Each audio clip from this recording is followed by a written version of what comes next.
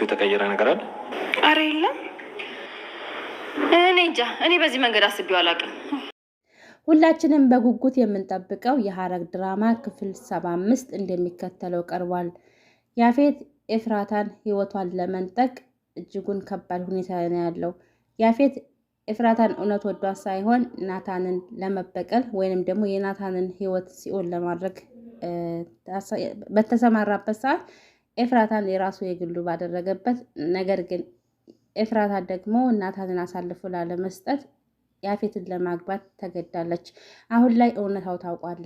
እውነታው ያፌት እሷን ወዶና አፍቅሯት ሳይሆን ናታንን ለመበደል እስከሆነ ድረስ ጽዮን እውነቱን ተናገረች። ጽዮን ምንጊዜም ከኤፍራታ ጎን ነኝ፣ አሁን እኔም ከዚህ ከጨካኝ ካረመኔ አፍ አስወጣሻለሁ ብላ አለቻት።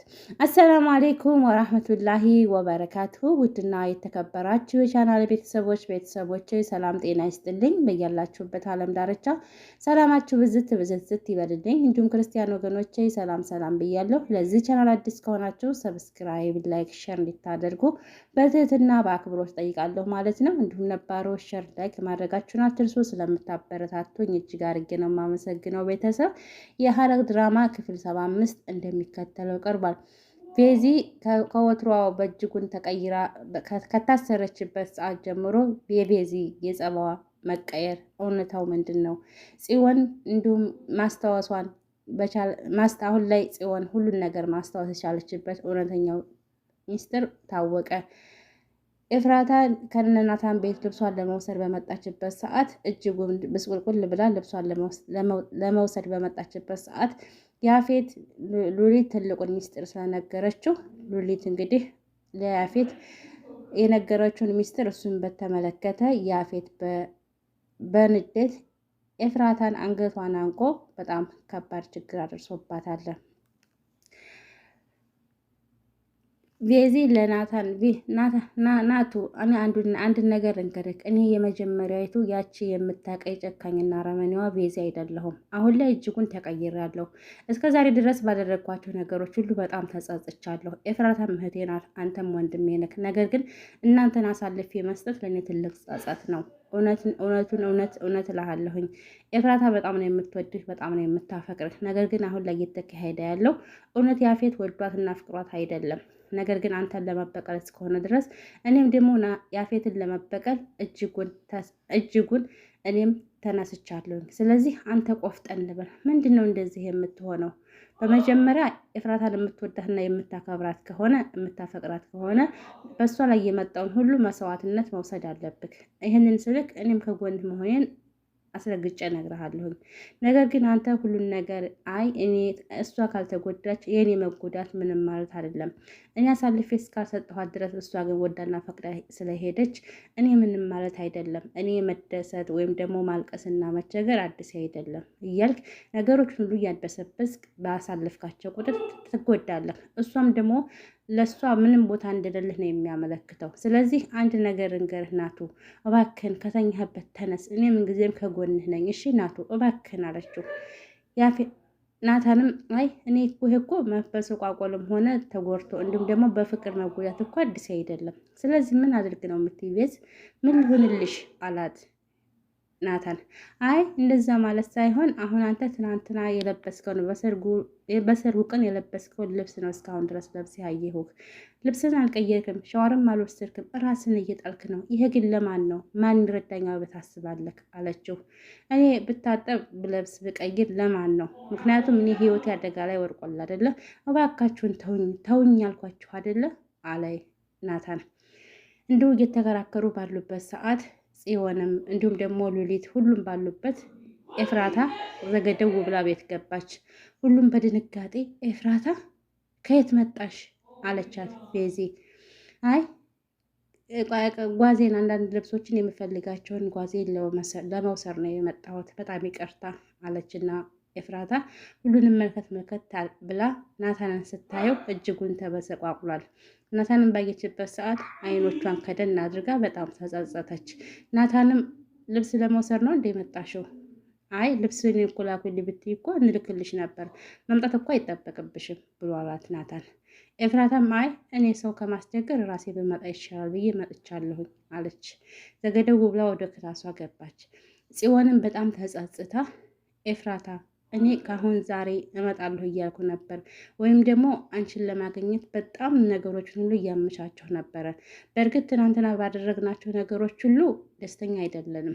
ምክንያቱም ይህንን ጨካኝና ረመኔ የእንቅልፍ መድኃኒት ሰጥቶ ማስተኛት ብቻ ሳይሆን ሕይወቱን መንጠቅ ነበረ ለሱ የሚገባው። ነገር ግን ለደቂቃም ሆነ ለሰከንድም እሱ በእንቅልፍ ሰበብ እንደዛ እረፍት አድርጎ አንቺ ደስታ ወይም ደግሞ የተወሰነ ነገሮችን እፎይታ እንድታገኝ ብለን ነው። እንዲሁም ደግሞ ነገሮቹ ይስተካከላሉ ብለን ናታን በዛን ሰዓት ያፌት በተኛበት ሰዓት የናታን ቻንስን ተጠቅሞ ናታን ይሳካልታል ብለን ቀለበት አድርጎ አንቺን ከሀገር ይዞ ለማጥፋት ነበረ። ነገር ግን ሁሉም ነገር አልሆነም። ኤፍራታ እጅጉን እኔ በጣም ተጸጽቻለሁኝ። አንቺ በድዬሻለሁ። በብዙ ነገሮችን ጫና አሳድሬብሻለሁ። እባክሽን ይቅር በይኝ። እባክሽን ኤፍራታ ረሳሽው እንዴ? እስከ ዛሬ ድረስ ነገሮችን ሁሉ ብቻሽን እንዳትጋፈጪ ቃል ግቢልን ብለንሽ እኔና ዳጊ እኮ ቃል ገብተሽልን ነበረ። ለሁለታችንም ቃል ገብተሽልን ነበረ። ነገር ግን አሁን ላይ ምን እንዳስቸገረሽ ወይም ደግሞ በምን እንዳስፈራራሽ ባላውቅም ያፌትን ልታገቢበት የቻልሽበት መንገድ እውነታው ምን እንደሆነ ባላውቅም እጅጉን በጣም ተጨንቄያለሁኝ አለቻት ጽዮን። አንድ ነገር እንገርሽ ኤፍራታ፣ እኔ እስከ ዛሬ ድረስ ታውቂያለሽ ነገሮችን ሁሉ ማስታወስ አልችልም ነበር። አሁን ግን ሙሉ በሙሉ ማስታወስ ችያለሁ። ያችን ኖርማል ያቺ ጤነኛዋ ጽዮን ናት አሁን እያናገረችሽ ያለችው እንጂ ነገሮችን ሁሉ የምታበለሻቸው ነገሮችን ሁሉ የምትረሳው ጽዮን ኸላስ ቀርታለች ብላ ለኤፍራታ ነገረቻት። ኤፍራታን በድንጋጤ እስኪ እውነት በይ ጽዬ ማስታወስ ቻልሽ? በቃ ዳንሽ ማለት ነው። ተመስገን አምላኬ በቃ ዳንሽ አለቻት። አዎ ድኛለሁኝ። ይህንን ግን ሚስጥር ላንቺ ለመጀመሪያ ጊዜ ስናገር ወንድሜም አለማስታወሴን ነው የሚያውቀው። ቤዚም እንደዚህም በአቅራቢያችን ያሉ ቤተሰቦቻችን ምንም ነገር እንደ በፊቱ እንደነበርኩት ነው የሚያውቁት። እኔ ግን ሁሉንም ነገር ማስታወስ ችያለሁ። ያቺ ጤነኛዋ ጽዮን ናት ብለሽ ማሰብ ትችያለሽ። ነገሮችን ሁሉ አሁን ሳስታውስ በጣም እንደበደልኩሽ ነገሮችን ሁሉ ጫና እንዳደረስኩብሽ አሁን ነው የገባኝ። እባክሽን ይቅር በይኝ፣ እባክሽን ይቅር በይኝ አለቻት። እኔ ይቅር ብዬሻለሁኝ። ድሮም እኮ በጣም እንደምወድሽ በጣም እንደምትወጂኝ እኮ ታውቂያለሽ። ነገር ግን ነገሮቹ የተበላሻችሁት አንቺ ማስታወስ ሳትችይ ስትቀይሪ ነገሮች ሁሉ ተበላሹ አለቻትና ተቃቀፉና ተላቀሱ። ጽዮንም እባክሽን ያስጨነቀሽን ወይም ደግሞ ያፌት እንደዛ አስገድዶ ለራሱ ያደረገበትን ምክንያት ልትነግሪኝ ትችያለሽ? አውቃለሁኝ የኔን ወንድም እንደምትወጂው እንደምታፈቅሩ ጠንቅቄ አውቃለሁኝ። ነገር ግን አሁን ላይ ተጽዕኖ ያሳደረብሽን ነገሮችን ሁሉ ባይገባኝም ግን አሁን እንደማስበው ከሆነ በጣም ከባድ ነው። እባክሽን እኔ ለወንድሜም ሆነ እኔ እና አንቺ ብቻ የምናውቀው ሚስጥር ካለን ያቺ ጤነኛዋን ያቺ ጽዮን የምትወድሽን እሷን እያሰብሽ እባክሽን ንገሪኝ አለቻት። ኤፍራታም እያለቀሰች እንባዎቿ በዓይኗ ዘለላ ወረዱ። አይ እኔማ በጣም ከባድ ነው። አሁን በነግርሽ አንቺም ትጎጃለሽ ጽዬ፣ እባክሽን እኔው ልሸከመው፣ ሁሉን ነገር ነው የልቻለው። የጊዜ ጉዳይ ሆኖ አንድ ቀን እስከሚፈታ ድረስ ሁሉም ነገር ለበጎ ነው ብዬ መቀበል እችላለሁ አለቻት። ኤፍራታ እባክሽን ኤፍራታ እባክሽን ንገሪ ብላ ተማጸነቻት። እሱም ደግሞ እያለቀሰች በዓይኖቿ ዘለላ እንባዎቿ እየወረዱ አይ እሱማ ያፌትን ወልጀውና አፍቅሬው አይደለም። ያፌት እስከ ዛሬ ድረስ ያደረሰብኝ ብዙ ነገሮችን ታውቂያለሽ። አግቶም ብዙ ነገሮችን እንዳደረገኝ ብዙ ነገሮችን እንዳደረሰብኝ ታውቂያለሽ። የአባቴንም እንደገደለብኝ ታውቂያለሽ። ነገር ግን ያንን ሁሉ ሳረሳ አሁን ግን በምወደውና በማከብረው በማፈቅረው እንዲሁም ደግሞ የራሴ ምስጢረኛ የባልኩት በናታን ሕይወት ላይ ስለመጣ የናታንን ሕይወት ለመታደግ ነገሮችን ሁሉ እስከሚያልፉ ድረስ ብዬ እሱን ለማግባት ተገድጃለሁኝ አለቻት። ጽዮን በጣም ደነገጠች። ምን ተፈጠረ? ምንድን ነው ምንድን ነው ብላ በጣም በድንጋጤ አይ ባለፈው ታስታውሻለሽ ናታን ለስራ ጉዳይ በወጣበት ሰዓት እሱ ነበረ ያስጠራው። ባስጠራበት ሰዓት እንግዲህ ያልሆኑ ነገሮችን አድርጎ ናታን ሰው ገሏል ብሎ አቀነባብሮ ያልገደለውን ሰው ገሏል ብሎ ቪዲዮ ቀርጾ በፍላሽ ይዟል። አሁን በዛ ነው እያስፈራራኝ ያለው። አንደኛ የናታን ህይወት ለአንድ ጊዜና ለመጨረሻ ይሰናበታል። ሁለተኛ ደግሞ ናታን በእስር ቤት እድሜ ልኩን እንዲታሰር ይደረጋል። ሶስተኛ ደግሞ እኔ አንቺን ካገባሁሽ የናታን ህይወት ይተርፋል። ምንም ባንቺ ፍቅር ቢንገላታ፣ ምንም ባንቺ አንቺ በመክዳትሽ ብዙ ነገሮች ቢደርሱበትም ግን በህይወት ይኖራል ብዬ አስባለሁ ብሎ 3 አማራጮችን ስለሰጠኝ ከነዛ ከ3 አማራጮች ውጭ ምንም ማድረግ ስለማልችል እሱን ለማግባት ተገድጃለሁ። እኔ የምወደውን የማፈቅረውን የኔ ናታን ህይወቱ እንዲቀጸፍ ወይንም ደግሞ በእስር ቤት ህይወቱ እንዲበሰብስ ስለማልፈልግ 3ኛውን አማራጭ ፈልጌና ወድጄ እንዲሁም ደግሞ ተቀብዬ እሱን ለማግባት ተገድጃለሁ። ይሄ ነው እውነታው ሚስጥር። ግን ጽዬ ለአንቺ ብቻ ይህንን ሚስጥር የተናገርኩት፣ ለማንም እንዳትናገሪ እሺ፣ ለእኔ ናታንም እንዳትናገሪ አለቻት። እሺ አልናገርም አለቻት። ቤዚ ናታንን እባክን ሸዋርም ውሰድ ልብስህንም ቀይር ብላ ባለችው ሰዓት ናታንም እንግዲህ በንዴት አንተ ከራስ ውጭ ለሰው የማታስብ ብላ ስላለችው ኤፍራታ፣ ምክንያቱም እኔን ብትወደኝና እኔን ብታፈቅረኝ ብዙ መስዋዕትነት ለእኔ ታደርግልኝ ነበር። አንተ ግን ራስ ወዳድ ስለሆንክ የራስህን ነገሮች ሁሉ ነው ያስቀደምከው። ስለዚህ ከኔ ጋር ምንም ነገር እንደሌለቅ አውቄያለሁ ብላ ስላለችው፣ እንዲሁም ደግሞ ከያፌት ጋር መደባደብም ሆነ ህይወቱን እስከ ህይወቱ ፍጻሜ ለእሷ እንዲያደርግ ነበር የፈለገችው። ናታን ግን ይህንን ሁሉ አላሰባቸውም ነበር። ናታን በንዴት ከግድግዳው ጋር በቦክስ እያለ እጁ እንዳለ ተጫጭሯል። እጆቹ ደሙ፣ እጁ በጣም ተጋጋጠ፣ እጁ ደማ። ኤፍራታ ሻንጣዋን እየገተተች ስትወርድ ከቤት ከጽዮን ጋር ናታንን ሳሎን አገኘችው ከቤዚ ጋር። ኤፍራታ እባክሽን የኔ እህት ለትንሽ ሰዓት ወይም ደግሞ ለትንሽ ደቂቃ እንድታናግረን እንፈልጋለን፣ እባክሽን ትንሽ ጊዜ ስጭን አለቻት ቤዚ። አይ የምወደውና የማፈቅረው ባልተቤቴ እስከሚመጣ በፊት ቤት መገኘት አለብኝ አለቻት። አይ ማግባትሽንና የሌላ ሰው እኮ መሆንሽን እኮ እናውቃለን አለ ናታን። እንዲሁም ደግሞ ኤፍራታ በጣም በድንጋጤ ናታንን አይኖቹን እያየች በጣም ተጸጽታለች። ነገር ግን ናታን አልተረዳትም ኤፍራታን። እንዳጋጣሚ እጁን ስታየው እጁ ተጫጭሯል። እጁ በደም ሆኗል። የኔ ናታን፣ የኔ ሚስጥረኛ ምን ሆነህ ነው? እጅህ የደማው ምን ሆነ ነው አለችና ሩጣ ልትጨብጠው ስትል ተረጋጊ፣ እኔ ሚስጥረኛሽም አይደለሁም፣ አንቺ ሚስጥረኛ አይደለሽም። እኔ ያንቺ አይደለሁም፣ አንቺም የኔ አይደለሽም። ገባሽ? ቆይ ምን ለማለት ፈልገሽ ነው አለ ናታን። ኤፍራታም በጣም ደነገጠችና በደነገጠችበት ቁማ አይ ሶሪ ይቅርታ አለች። ጽዮንም በጣም ደነገጠች። ወንድሜ ምን ሆነ ነው እንደዚህ እጅ የተጨጫረው? ምን ሆነ ነው? ምን ተፈጥሮ ነው ብላለችው። አይ እህቴ ምንም አልሆንኩም ደህና ነኝ አላት።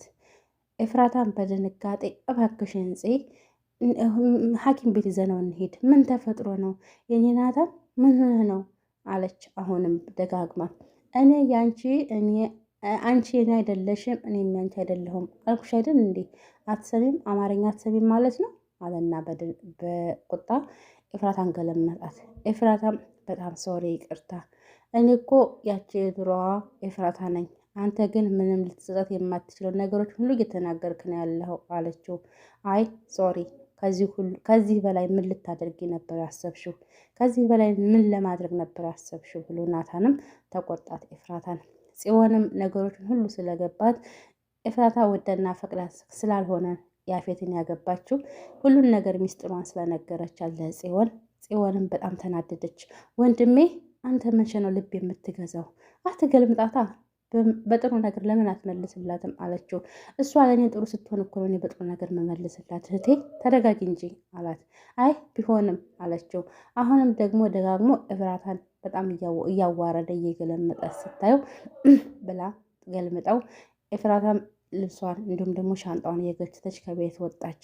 እንዲሁም ደግሞ ጽዮን ተከተላት። በቃ ሽቻው ብላ እስከ ቤት እስከ በሩ ድረስ ሸኘቻት። ከቤት ተመለሰች። ቆይ ወንድሜ አንተ መቼ ነው ልብ የምትገዛው? አሁን ጥሩ አልሰራህም።